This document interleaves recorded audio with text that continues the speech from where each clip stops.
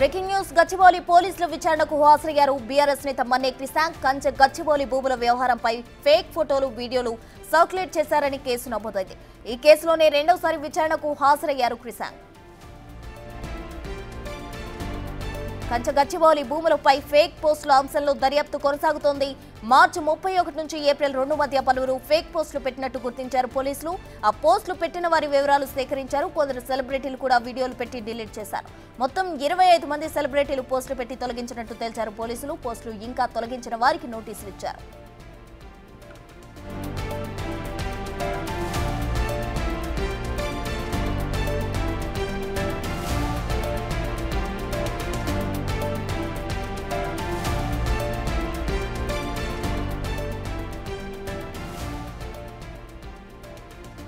కంచె గచ్చిబౌలి భూముల వ్యవహారానికి సంబంధించి గచ్చిబౌలి పోలీసుల విచారణకు హాజరయ్యారు బీఆర్ఎస్ నేత మన్నే క్రిషాంక్. దీనికి సంబంధించి పూర్తి డీటెయిల్స్ మా ప్రతినిధి రాణా ప్రతాప్ అందిస్తారు. రాణా, 9వ తారీఖు విచారణకు హాజరైనప్పుడు దాదాపు మన్నే క్రిషాంక్ని కానీ కొనతం దిలీప్ని కానీ ముగ్గురు ఎస్ఐలు ప్రశ్నించారు. మూడు కేసుల మీద, అంటే 3 సెక్షన్స్ కింద ఇప్పటికే కేసు నమోదైంది. సపరేట్ ఎఫ్ఐఆర్లు కూడా అయినటువంటి పరిస్థితి కనపడుతుంది. తనపైన నమోదైనటువంటి ఈ కేసులకు సంబంధించినవి అక్రమం అంటూ కూడా ఆయన హైకోర్టును కూడా ఆశ్రయించారు.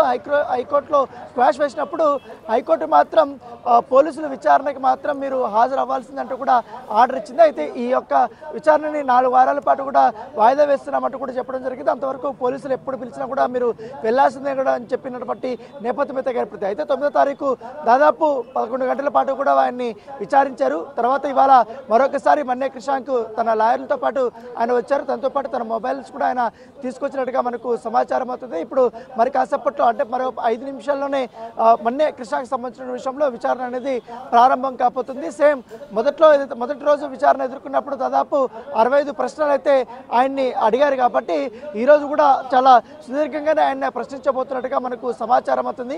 సో మన్నే క్రిషాంక్ వల్లనే ఈ ఫోటోలన్నీ జనరేట్ అయ్యాయి. కాబట్టి అవి భారీ స్థాయిలో కూడా సర్క్యులేట్ అయ్యి పెద్ద ఎత్తున ఉద్యమానికి దారి తీసింది. సో ఈ ఫేక్ సర్క్యులేట్ అని తెలియకుండా చాలా మంది సెలబ్రిటీలు కూడా వాటిని ముందుగా పెట్టేసి అవే నిజం అనుకొని పెద్ద ఎత్తున రాష్ట్ర ప్రభుత్వానికి వ్యతిరేకంగా వాళ్ళు వ్యతిరేకంగా పోస్టులు చేసినటువంటి నేపథ్యం అయితే కాకపోతే పెద్ద ఎత్తున కూడా అక్కడ ఏకి సంబంధించినటువంటి నెమళ్ళు కానీ జింకలు కానీ వాటి యొక్క ఫొటోస్ పెట్టడం, వెనకాల బుల్డోజర్లు వచ్చి చెట్లని అక్కడ కొట్టేస్తుంటే అవంతా పారిపోతున్నట్టుగా అక్కడ వాళ్ళు క్రియేట్ చేసినటువంటి పోస్ట్ అనేది అప్పట్లో పెద్ద ఎత్తున కూడా దావానంలో కూడా వైరల్ అయినటువంటి నేపథ్యం కనపడుతుంది. సో ఇది కుట్రపూరితంగా ఇది ఏ జనరేటెడ్ సంబంధించిన ఫోటో కాబట్టి అప్పుడు కేసు నమోదు చేశారు.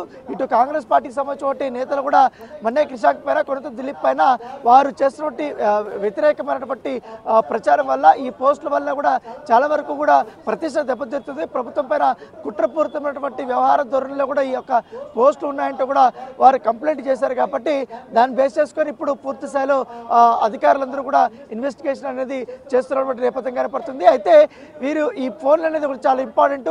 ఈ ఫోన్లో ఉన్నటువంటి డేటా, అంటే వీరు ఇతరులకు ఇంకా ఎవరెవరికి పంపించారు అన్న దానిపై కూడా ప్రధానంగా వీరు ఫోకస్ పెట్టినట్టుగా మనకు సమాచారం అవుతుంది. సో వీరు పంపించడం వల్ల వారు పోస్టులు చేశారు. దాంతోపాటు కొంతమంది ఇన్ఫ్లుయెన్సర్స్ కూడా డబ్బులు తీసుకొని ఈ యొక్క పోస్టులు చేసినట్టుగా సమాచారం వచ్చింది. కాబట్టి దాని తగ్గట్టుగానే ఇప్పుడు విచారణ అనేది కొనసాగబోతున్నట్టుగా మనకు తెలుస్తుంది.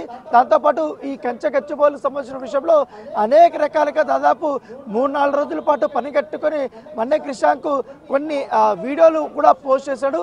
ఆ వీడియోల్లో ముఖ్యంగా బుల్డోజర్స్ అక్కడ ఈ చెట్లని తొలగించేటప్పుడు కానీ అక్కడంతా కూడా మట్టిని తొలగించేటప్పుడు క్షణంలోనే అక్కడ జింకలు పారిపోతున్నట్టుగా, నెమళ్ళు పారిపోతున్నట్టుగా ఆ సౌండ్స్, అంటే ఏ రకంగా అయితే అరుస్తాయో భయంతో పరుగులు తీస్తున్నట్టుకుంటే ఆ వీడియోలో ఒక ఆడియోని వాళ్ళు సృష్టించారు. కాబట్టి దానిపైన కూడా పూర్తి వివరాలను అయితే సేకరిస్తున్నట్టుగా మనకు సమాచారం అవుతుంది. సో ఈ కేసు మాత్రం చాలా సీరియస్గానే తీసుకున్నారు. అయితే హైకోర్టుకి వెళ్ళినప్పుడు కూడా మన్నే క్రిషాంక్కి ఎక్కడా కూడా కోర్టు ఆర్డర్ ఇవ్వలేదు. అంటే నాట్ అరెస్ట్ అనే పదం అని ఎక్కడ ఉపయోగించలేదు. కాబట్టి ఎన్నిసార్లు పిలిచినా విచారణకి రావాలని కూడా చెప్పారు. కాబట్టి పోలీసులు చూడాలి. ఇవాళ ముగ్గురు ఇవాళ విచారించబోతున్నారు.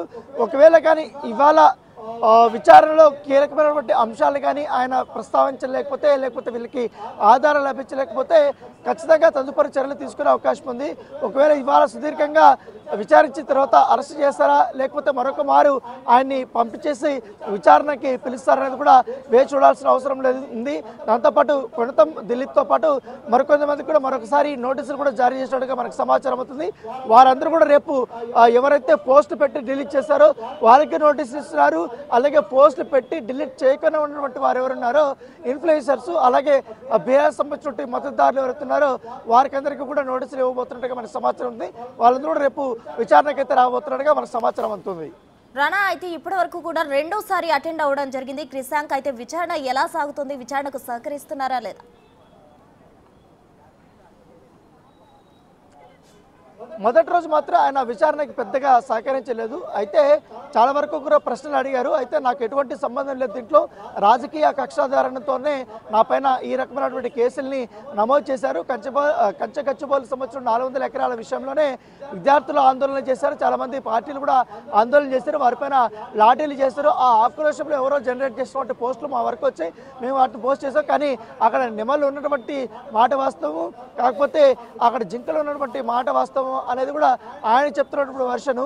అయితే పోలీసులు మాత్రం ఈ జనరేట్ చేయడం వల్ల ఎక్కడ కూడా ఈ యొక్క ప్రభుత్వం కానీ అక్కడ జనరేటర్లతో కానీ ముఖ్యంగా ఈ యొక్క మొత్తం జేసీబీలతో కూడా అక్కడ మొత్తం చదును చేస్తున్నారు. కాబట్టి ఆ చదును చేస్తున్నప్పుడు ఏ ఒక్క వన్యప్రాణికి కానీ ఏ ఒక్క అడవి దీనికి కానీ అక్కడ ప్రమాదం జరగలేదు, దాంతోపాటు ఏది కూడా చనిపోలేదు. కానీ ఇక్కడ చనిపోతున్నట్టు పెద్ద ఎత్తున అడవి ఉందంటూ కూడా వీళ్ళు ప్రమోట్ చేస్తారు. అంటే గతంలో ఐఎంజీ భారత్కి ఇచ్చినప్పుడు భూముల్లో కూడా అది ఎక్కడ కూడా అడవి అనేది పేర్కొనలేదు, ముఖ్యంగా ఫారెస్ట్ ల్యాండ్ కూడా అది పేర్కొనలేదు. పక్కా ప్రభుత్వ భూమి కాబట్టి ఈ ప్రభుత్వ భూమి అని వీళ్ళకి తెలిసినా కూడా అనేక అసత్య ప్రచారాలు చేస్తారు. దాంతోపాటు ఇది హెచ్సియుకు సంబంధించిన భూములు అంటే కూడా వీళ్ళు ప్రలోభాలకు గురి చేస్తారంటే కూడా అసత్య ప్రచారం చేస్తారంటూ కూడా వారిపైన అభియోగాలు ఉన్నాయి. కాబట్టి ఇవాళ మాత్రం ఖచ్చితంగా సహకరించకపోతే ఎందుకంటే ఈయన మాత్రం ఏ క్వశ్చన్ అడిగినా ఒకటే సమాధానం చెప్తున్నాడు, నాకు సంబంధం లేదు అన్న ధోరణిలో కూడా చెప్తున్నారు. కాబట్టి సో చూడాలి ఈరోజు కూడా అలాంటి సమాధానాలు చెప్తారా. ఒకవేళ అలాంటి సమాధానాలు చెప్తే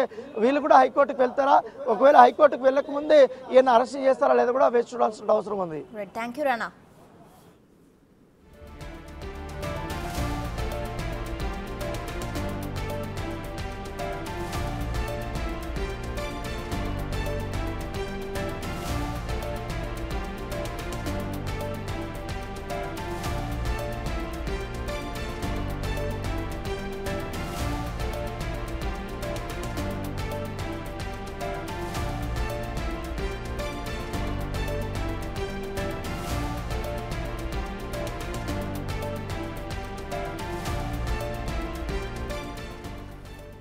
గచ్చిబౌలి భూములపై ఫేక్ పోస్టుల అంశంలో దర్యాప్తు కొనసాగుతుంది. మార్చి 31 నుంచి ఏప్రిల్ 2 మధ్య పలువురు ఫేక్ పోస్టులు పెట్టినట్టు పోలీసులు గుర్తించారు. ఆ పోస్టులు పెట్టిన వారి వివరాలు పోలీసులు సేకరించారు. కొందరు సెలబ్రిటీలు కూడా వీడియోలు పెట్టి డిలీట్ చేశారు. మొత్తం 25 మంది సెలబ్రిటీలు పోస్టులు పెట్టారు. ఆ తర్వాత వాళ్ళు తొలగించినట్టు పోలీసులు తెలిపారు. పోస్టులు ఇంకా తొలగించిన వారికి నోటీసులు ఇవ్వడం జరిగింది.